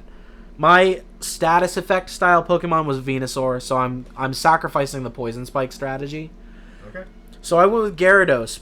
And I went with Gyarados because it's all flying type. I got flying type coverage. And I get the Dragon type moves for Lance at the end of the Elite Four. I was planning ahead, see? I want to make sure that I can not just get through 8 gyms, I want to get through 4 Elite Four members. So Gyarados is my tip. For my fire type, I also went with another weird choice. What, Rapidash or something? No. I 4-went Rapidash. I also 4-went Arcanine. I went with Magmar. Mainly because Magmar can double up as a type cover. While he is just fire type, Magmar can also learn Thunder Punch and Ice Punch. There's your type coverage right there. I don't have an electric type on this team. I needed someone to pull the weight. And yes, there are a few Pokemon here that can learn Thunderbolt. Like Golem can learn Thunderbolt. I don't know why, but he can. But I went with Magmar for Thunder Punch, because Thunder Punch also has a 50% chance of inflicting Paralyze. So, okay. So I went with a cerebral choice of Magmar. So you have Magmar, Golem, Venusaur, Gyarados. I know one of these is Gengar. So what's the sixth? I wonder what the sixth one is. I don't like doubling up types, but in Gen 1 you're kind of forced to. My water type is Gyarados. Okay. But I also have a Poliwrath, because I needed a fighting type. And why? I know we fight Brock really early in the game, so what's the point of fighting type after Brock? It's because a lot of Pokemon in the endgame have really low defense stats. They're just really good attackers and really good on speed. Poliwrath is a tank with high defense and high physical attack power, even before the shift change split attack into 2 different stats. Poliwrath's water-type coverage moves definitely help, but he knows a few ice moves. He gets Ice Punch as well, and he gets Seismic Toss. He gets fighting-type moves that are really great. He is a sturdy Pokemon. He is basically just water-type Golem to me, with a different set of moves that I can take advantage of. I wanted to cover every single type that I would run into in this game, and with this team throughout their evolution tracks, I can do that. All right, and then what's your last one? That was my last one. Well, and Gengar, right? Yeah, I said Gengar. Okay, yeah. I said Gengar. Gengar was second choice. Oh, okay, gotcha. So yeah, Venusaur, Gengar, Golem, Gyarados, Magmar, and Poliwrath. Every Pokemon also has a G in their name except for 2. And I didn't plan that either. It just worked out. All right, well, I like that. That's a good one. It's a weird team, and I've never actually beaten a game with this team. So we both have Gengar, but everything else is different. Yes. Right, Gengar's a staple. Well, yeah, he's really good. All right, so now the final thing we're doing on this episode is, this was Sean's idea. We are now that we have created our team to get through all the gyms and beat the Elite Four. Now we ourselves are a gym leader. We've been offered a position to boot out a gym leader. We booted out the one that's right before the gym. Yes. We booted out oh god, who's the 8th gym leader in Red and Blue? It's gonna drive me nuts. Please stand by. I'll fact check it. We're erasing it. But our idea is we are picking a type of our choice and building our own 6 Pokemon gym team. Yes. However, to fight anyone who tries to get through us. However, we are going to give ourselves a help here, because not even Gen 1 gym leaders could keep their team all one type. So we're using any Pokemon we want up to Gen 4. So in reality, we're not even booting out the 8th gym in the first games. We're booting out the 8th gym leader in Diamond and Pearl, which was Ice type, I believe. It was Rock, Water, Electric, Grass, Poison, Psychic, Fire, and then Ground. Yes, Ground, because it was Giovanni, because that was the end of the Rocket arc. Yes. Who was the 8th gym leader in the Sinnoh region? The Sinnoh region? Hold on. Because that's technically who we're booting out, because we're giving ourselves up to Gen 4 Pokemon. I believe it is... I want to say it's the Ice type guy, but I could be wrong. I do remember, though, that gym was particularly annoying because she set it up like an ice rink where you had to slide up and down the walls and push snowballs to keep yourself from, like, being pushed around so you could just get to her. Dragon. Oh, yeah, it was Dragon type. Generation 2 and 4, the last gym was Dragon type. It was Dragon type. Didn't Lance get it? Yes. Lance, yeah, because Lance traveled, and that was the big reveal. I remember now. Yep. So it's true. So we're kicking that guy out. Bye. Lance is out. So Lance now, gets to travel some more, like he does eventually. So I went first last time, so I only owe it to you to go first this time. Originally, as part of this, what we did also, we wanted to reveal our Pokemon one at a time, and we wanted to have the other person guess. However, Matt accidentally revealed his to me before the show, so Matt gets the pleasure of trying to figure out what my type is as I read off my picks and explain He why. already knows my type because I'm a fool. I Yep. blow it. He blew it. He blew it in pre-production. You blew it! But for my gym, my starter is Tentacruel. I didn't pick him the first time around when I was earning my badges, but I picked Tentacruel as my Pokemon. That is a starter right there in the opening exactly lineup. What type you're doing, because there's no way you're doing water. You don't know. I picked Tentacruel. Tentacruel is an absolute beast of a Pokemon because you get a strong special defense because they split the defensive stat, and you have the luxury of toxic spikes. Oh my god, you can layer some really bad things with toxic spikes. It is hilarious what you can manage to pull off. When it comes to the team-based strategy that you can employ with spike-type Pokemon, I think the poison spikes are way worse because you get the poison right off the bat, and it's as bad as how many layers you have.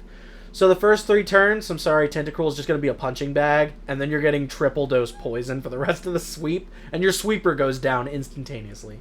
The moment you switch to them, it's over. My second lineup, because gym leaders had a specific lineup. You always fought the same order every time you went through them. Opener is Tentacruel. My second is Nidoking.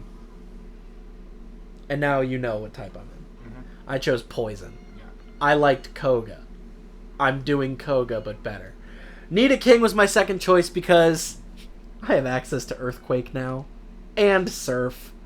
I'm terrible. I'm basically a Seidu water-type gym at this point.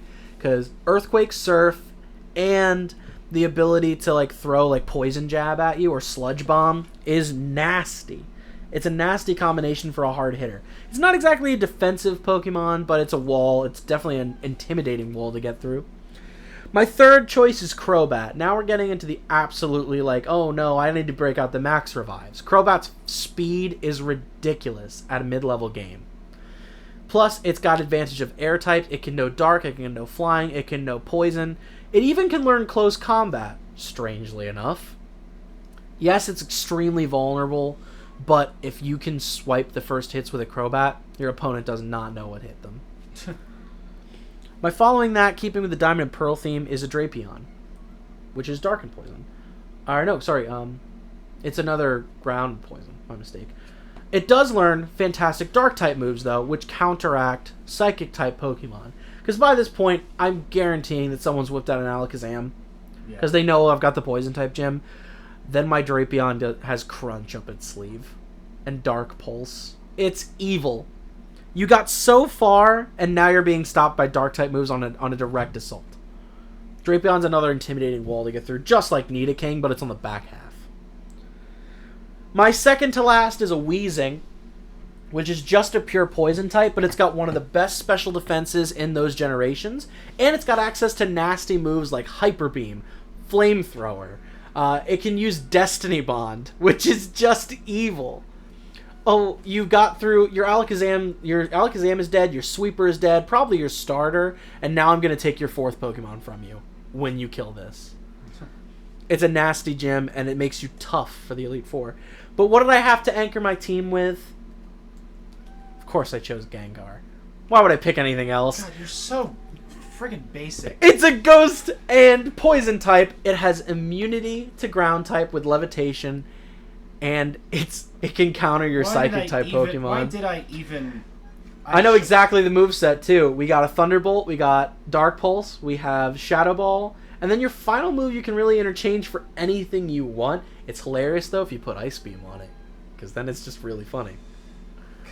God, I cannot even be... I should have known it. I should have seen this coming. So now we have my 8th gym badge for the Poison-type gym, my official lineup, and official in-game order. Tentacruel, Nidoking, Crobat, Drapion, Weezing, and Gengar. It's a good lineup. It's a very good lineup. I'll give you that. But I chose, since I already told Sean this, I chose the Psychic type. Ironically, he chose the counter type to me, and I found out 5 minutes before we started recording. Love Psychic Pokemon. I think that they... Besides, I didn't want to go Water type. That would have been too easy. And plus, there's so many options. It's almost impossible to craft a good gym around them. And with a number of options, I would have been kicking myself with numerous picks. But I went with Psychic. And I'm starting my gym with one of my favorite Psychic Pokemon. In fact, one that I use throughout most of Pokemon XD Gale of Darkness as well. And that is Xatu.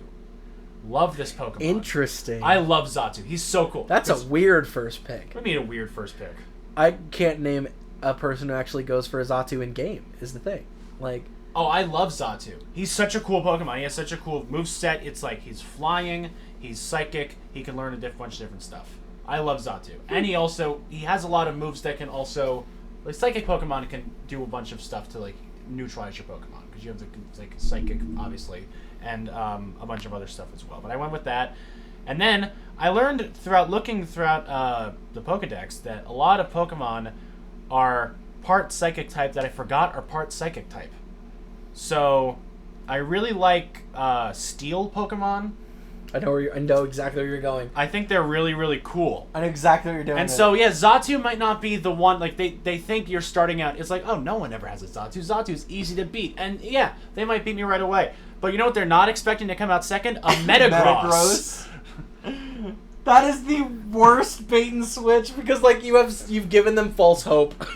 I throw out a Metagross, they're like, oh, no, what do I do? Special defense, special attack nightmare. Yes, he's insanely powerful. And comes out second. That is rough. That's an anchor right there. No, it's not. That's my number 2. That's the problem. You're throwing it, like, if that's not your anchor, then I don't know what is. Well, I mean, okay, I probably have a really strong guess, but like number 3, we also had a restriction, by the way. I might want to add this. We had to pick at least one of this type that is just pure this. Yeah. For me, it was Weezing. For you, it was Weezing. I actually picked 2 pure psychics. One of which is another evolution. I'm picking Espeon because Espeon's really freaking awesome. Interesting. Espeon and Umbreon. There's a very strong case that you could even interchange those. Your power level chart looks like a heart monitor. Like, you've got Xatu, Metagross, and then Espeon. I like Espeon in the 3 spot. I think it works. But then number 4, this is actually a Pokemon. Is it Gardevoir? Gardevoir. That's also very intimidating. Really interesting Pokemon. A fairy type Pokemon. Yeah. Which is a type that, and I think fairy. We established earlier that fairy is strong against. What the hell did we say? Fairies. I know there's a type thing here where like fairy is strong against a Pokemon that's strong against psychic, so I can use fairy moves to counteract that. I'll quickly fact check that while I tell you about my 5th Pokemon. And you know me, you can't have it, even though I didn't pick water, I have to have a water type in here. So, hello to my 5th spot, Starmie. Oh, I thought you were gonna go Slowbro. No, I wanted Starmie. Because Slowbro is actually one of those where it's like different variants of him are psychic. Like True. Later generations. True. Whereas Starmie was psychic from the beginning. I don't want to cheat the system. There's also an Alolan variant of Raichu. That is electric and psychic. But I didn't want to go for that either. I feel like that's cheating the system. I went with Starmie because I want to have a water-type Pokemon, and I think Starmie's really, really awesome. I honestly think that Starmie is probably behind Blastoise, and I guess also probably Gyarados. I would probably say that in terms of water-type, Starmie's up it's there. one of the top in terms of Gen 1. And then my closer is Alakazam. Yeah, I knew it. It was like, if it's not Metagross as his anchor, it's got to be just because Alakazam. of the classic ability. I went Metagross. That might be a weird choice putting him at number 2, but I feel like at number 2 you bait them into thinking, oh, this isn't going to be too hard, and then you throw that at them. They're like, oh my god. And Metagross can do some early damage, and it's critical. Meteor Mash to get ahead in the Iron game. Head. You don't want to be behind like Pokemon. Metagross being in the front can wipe out 2 Pokemon by himself. Yep. Maybe even get some hard damage done on the 3rd. I think it's smart to put a really strong Pokemon at the beginning, but not quite in the beginning, and then a really strong one at the end. I think that's key. I think that really is. I like that a lot. I like that team. Certainly one of those. It's not exactly a gym that I feel like I'd be like shaking in my boots as a trainer with, but I feel like it would be one of those gyms where I'm sitting in like the Pokemon like hotel outside of town, like looking at the battle reports from the gym, and I'm like, what do I train going into this? Like, yeah. So this is what I was saying. So Psychic is vulnerable against Dark type. Yes. But you know what's strong against Dark type? Fairy. So the bane of my existence. So if they throw a Dark type at me, and I'm like, shit, I have at least Gardevoir right in the middle of the lineup to maybe clean up some of that damage that I just took. Yeah. That is a very, like, I feel like you went way more, like, neurological than I did.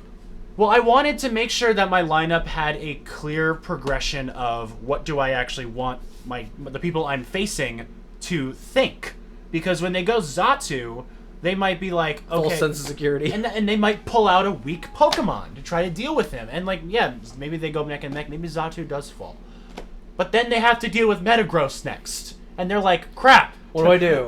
And then they might pull out their strongest Pokemon with Impulse, and Metagross can take him down. Like, I'm happy with my gym. I think that my is a gym fantastic went very well. gym. I think my gym did very, very, very, very well. I would love to like eventually like play you in a couple of games of Pokemon Showdown with our teams. Oh yeah, let's try. That would be really cool after the recording. Cool. All right. Well, yeah, that's our episode about Pokemon. You got to catch them all, indeed. Also, honorable mention, the Poke Rap. We didn't even mention that yet. Yeah, a work of art, but we're not talking about the original. The original's a nightmare. No. The perfect Poke Rap by Brian David Gilbert. If you're an icon of ours. If you're not familiar of Polygon, the YouTube channel, there's a YouTube series they had. So sad that it's in past tense. Yeah. But they had called Unraveled, and it was when this guy Brian David Gilbert used to work there. God's gift to comedy. And he wrote the perfect Poke Rap, and we highly recommend watching it. It is a pretty lengthy video, but it is one of the best on the internet. Pokemon has just changed so many people's lives, impacted so many people's lives. It brought the world together. Is Gengar your favorite Pokemon? I think Gengar is my favorite Pokemon. Okay. Across all generations, when I think Pokemon, I think Gengar. Fair enough. Squirtle.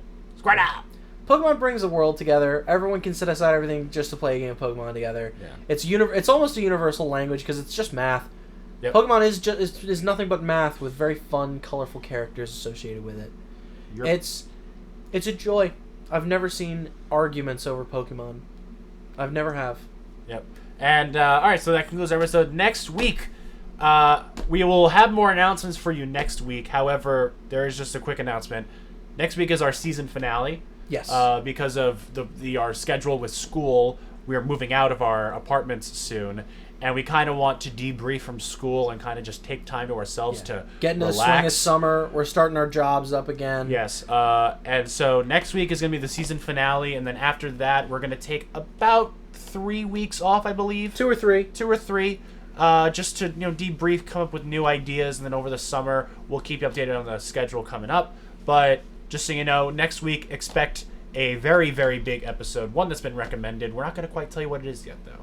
Want to tease it a little bit. But next week should be a lot of fun. It's going to be a good way to end off the season. But yes, this was the penultimate episode. And we knew we needed to talk about Pokemon before we ended this season. So we hope you enjoyed. We have a wonderful finale for you guys. It is going to be an absolute blast. I think, yeah, like you said, it's highly requested. It's something we've wanted to do for a long time. It's going to be something that is going to be very crowd-pleasing. Because we've done a lot of off-the-board picks these last few weeks. Like, the Party Games episode was a lot of fun, but it's not one that a lot of people were expecting us to do. This is one that people have been saying, when are you doing this? Yep. When are you guys going to do this? And so be on the lookout for that. It's going to be a lot of fun. But thank you once again for listening to the 12th episode. We've now reached a dozen.